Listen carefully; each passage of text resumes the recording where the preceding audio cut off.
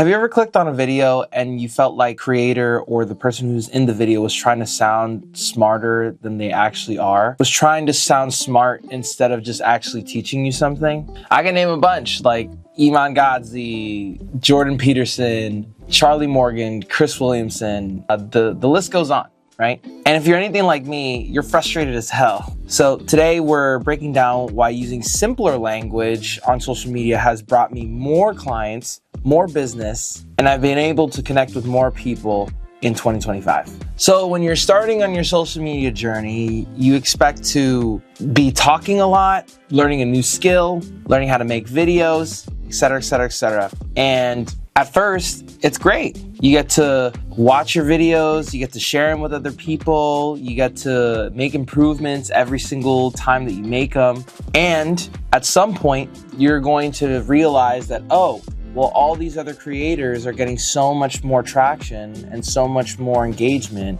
I should probably learn a thing or two from them, right? So you watch other people's content while you're making your own and making small little shifts, and then every so often you start sounding like the creators that you basically watch on a consistent basis. And then eventually you'll start to see that your content isn't really that much different from theirs. And it'll come to a point, if you're not careful, that you take 3 or 4 or maybe even a whole ass paragraph in order to get your point across. So let me share you a story. So back earlier in the year, I would say roughly around January or February, I was going to go see a client who is friends with a bunch of other entrepreneurs, right? And you know me, I love meeting other entrepreneurs to talk about entrepreneurial shit. So it was a really good time for me. And over dinner, we were basically talking about the concepts of marketing.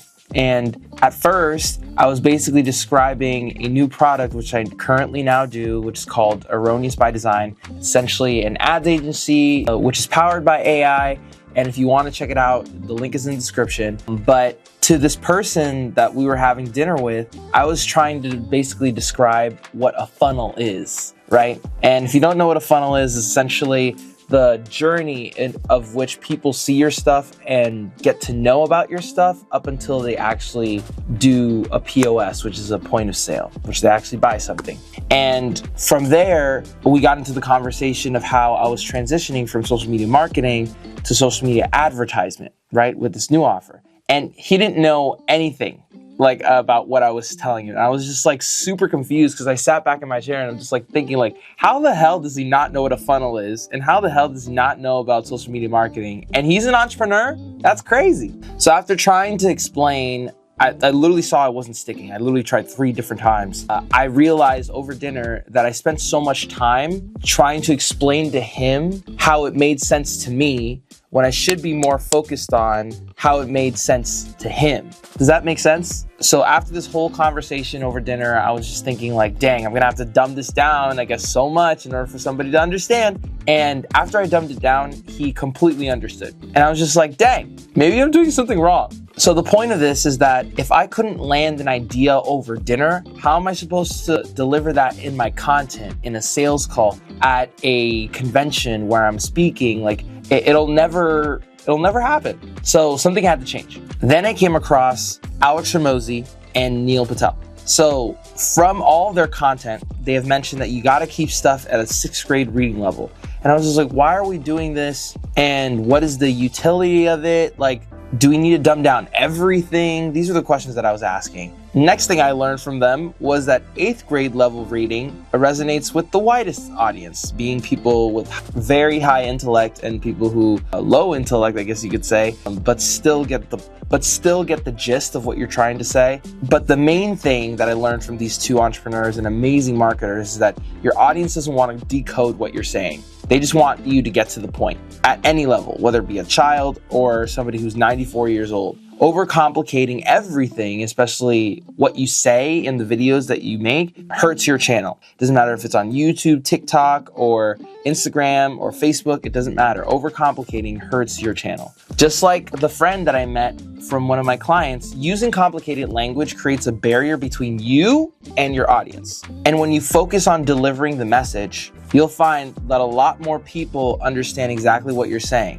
For example, If people are stuck looking up what you just said in the dictionary, I promise you that they're clicking away. I promise you, even in a real life situation, they're probably going to ask you like, what the heck are you saying? It's bad for retention, which means no views, which is bad for business, which means it's bad for you. That rhymed. So here's some of the creators who are crushing it with this concept, right? So Mr. Beast and Ryan Trahan are probably the best examples that I can think of right now as far as like reach and audience and language. Their language is very simple and their ideas are very crystal clear. And that's part of why they're so successful, right? They don't make you work to understand them. They work on their script and their lines so that way you can understand them. Now, imagine if Mr. Beast said, we're conducting a multifaceted charitable endeavor with the goal of mitigating global hunger for years to come. That doesn't make any sense, like to anybody. I mean, it does to me because I read a lot and all this other stuff, and probably for anybody who's watching this who also reads a lot.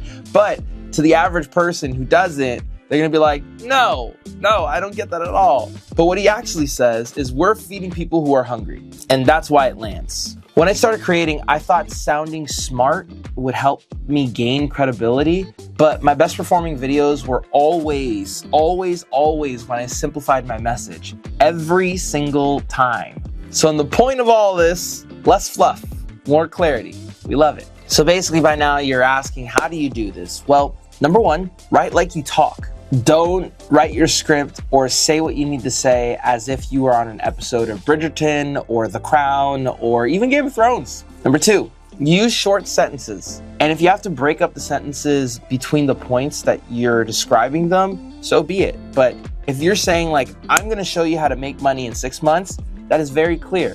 Don't say, I'm going to show you how to make money in 6 months so that you can effectively change your life forever for years to come. Like that doesn't make any sense, right? It's like, why are you going to say so much? Just shorten it. Number three, use software. So there's this amazing software that I actually got from Alex Ramones. Was it called Hemingway, which actually decodifies what your script is and what reading level it is. So that way you can make changes over time until it comes to a 6th grade reading level, which is acceptable by all. Or you could just go to ChatGPT. We're at ChatGPT 5 now. By the time this video is out, I feel like we're going to be at ChatGPT 25. But it's really good at shifting the language within whatever it is saying, especially after research, to a specific grade reading level. So you could use those two pieces of software. Number four is practice writing every day. And I don't even mean like you have to take like an hour or 2 hours or 3 hours in order to do this sort of thing. Just use 10 to 15 minutes to basically write out your scripts or write out stuff that you want to say on camera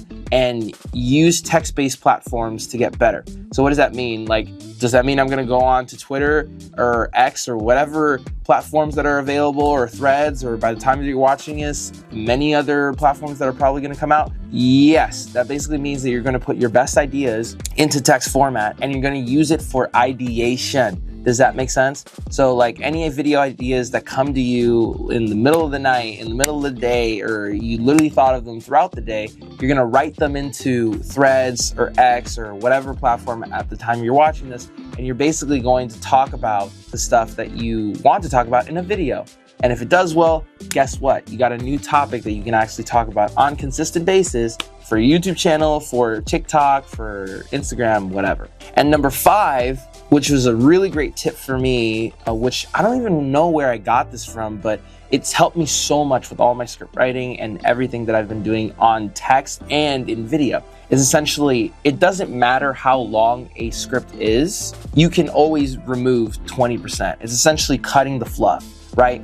So once you do that and you get in the habit of like reading your script and going like, would anybody watch this? You realize that you put in a lot more fluff than you would expect to. So always go with the intention of trying to remove 20% after you finish a script. So like you go through a script and you type it out and you're doing your due diligence, and all of a sudden you're like, okay, now it's time to remove 20%. Even after you remove that 20%, you could still remove another 20% in order to make it more concise. When it sounds short, sweet, beautiful, then you got a winner on your hands. At the end of it, if it doesn't sound like something you would say to your friend at the bar at 11 p.m., then don't say it. The easier your message is to understand, the more people connect and the faster your channel grows. So you just learned on how I got more views and more business for my clients by making what you say easier to understand so you can too. And make sure to subscribe. And if you want to watch a video on one of the characteristics that is going to help your business crush it in the next 5 to 10 years,